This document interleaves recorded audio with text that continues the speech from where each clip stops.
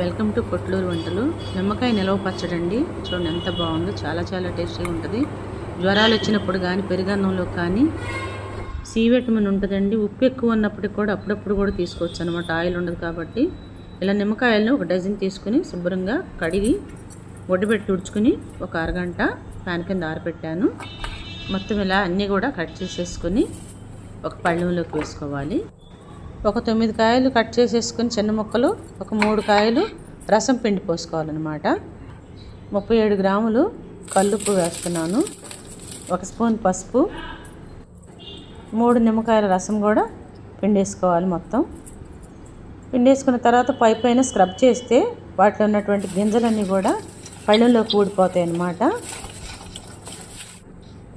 అలా గింజలన్నీ కూడా ఆ రసంలోకి పడిపోతాయి. మొత్తం ముక్కలన్నీ కూడా ఒక గిన్నెలో వేసుకుని ఆ రసం అంతా ఒక దగ్గరికి తీసుకుని చక్కగా చేతిలో పట్టుకుని గింజలు పడుకోకుండా రసాన్ని ఉప్పుతో సహా దాంట్లో పోసేసుకోవాలి.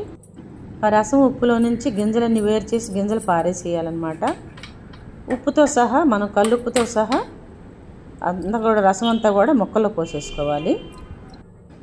ఇలా చివరికంటా కూడా గింజలంతా కూడా గ్రేడింగ్ చేసి మొత్తం చివరికంట తీసేసి, చూసారా, చివరికి ఇంకా ఉప్పును కొంచెం రసం మిగిలింది. చివరికి మిగిలిన కల్లుప్పు కొంచెం రసం కూడా దాంట్లో వేసేసుకోవాలి. మొత్తం ఒకసారి కలదిప్పుకోవాలి.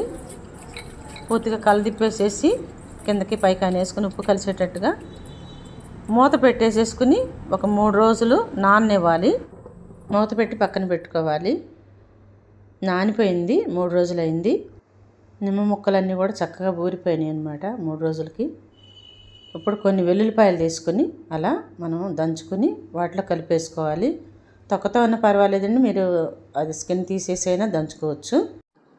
ఇలా ఎన్ని వెల్లుల్లిపాయలు మెత్తగా దంచుకొని పచ్చళ్ళు కలిపేసుకోవాలి. ఉప్పు ఒకవేళ తగ్గితే కలుపుకోవాలండి. ఉప్పు లేకపోతే పాడైపోతుంది పచ్చడి, తడి తగిలినా పాడైపోతుంది. చాలా రోజులు నిల్వ ఉంటుంది. మనకి ఫ్రిడ్జ్లో అయినా పెట్టుకోవచ్చు, బయట ఉన్నా కూడా ఏం పాడవదు. ఉప్పు చూశాను, 1 స్పూన్ పట్టింది, అంటే 43 గ్రామ్స్ దాకా పట్టింది అనమాట ఉప్పు. 1/2 స్పూన్ మెంతిపొడి వేసుకోవాలండి, వీడియో స్కిప్ అయింది. ఇలా అన్నంలో కనుక కలుపు తింటే ఉంటుందండి. అసలు జ్వరాలు వచ్చినప్పుడు ఈ పచ్చడి అంత అమృతం ఇంకేది ఉండదనిపిస్తుంది అనమాట. నోరు బాగానప్పుడు అంతా కూడా ఈ పచ్చడి తినాలనిపిస్తుంది. బాగుంటుంది, చాలా చాలా టేస్ట్గా ఉంటుంది. పెరుగన్నంలో కూడా చాలా బాగుంటుంది. సి విటమిన్ ఉంటుందండి దీంట్లో, చాలా మంచిది ఆరోగ్యానికి. కాస్త ఉప్పు ఎక్కువ తీసుకుంటుంది కాబట్టి మరి రోజు రెగ్యులర్గా వాడకూడదు, ఉప్పుతో ఉన్నాయి. చూడండి ఎంత బాగుందో అసలు. మీరు అందరూ కూడా తయారు చేసుకుని ఎలా ఉందని చెప్పి కామెంట్స్ పెట్టండి. మీకు నచ్చితే అందరికి షేర్ చేయండి. నా ఛానల్ సబ్స్క్రైబ్ చేయండి. బెల్ ఐకాన్ నొక్కితే మీకు అన్నీ వస్తాయి అన్నమాట. చూడండి ముద్ద ఎంత బాగుందోనండి. రుచి చూసాను, చాలా చాలా రుచిగా ఉంది అసలు. రుచి అబ్బా అదిరిందండి. అసలు నిమ్మకాయ పచ్చడి ఇష్టపడిన వాళ్ళు ఎవరు ఉండరేమోనండి, అంత రుచిగా ఉంది. పుల్ల పుల్లగా, అబ్బా ఎంత కారం కారంగా భలే ఉంది. నోరూరించే పుల్ల పుల్లగా, కారం కారంగా, ఉప్పుగా ఉండేటువంటి నిమ్మకాయ పచ్చడి రెడీ అండి. Thank you.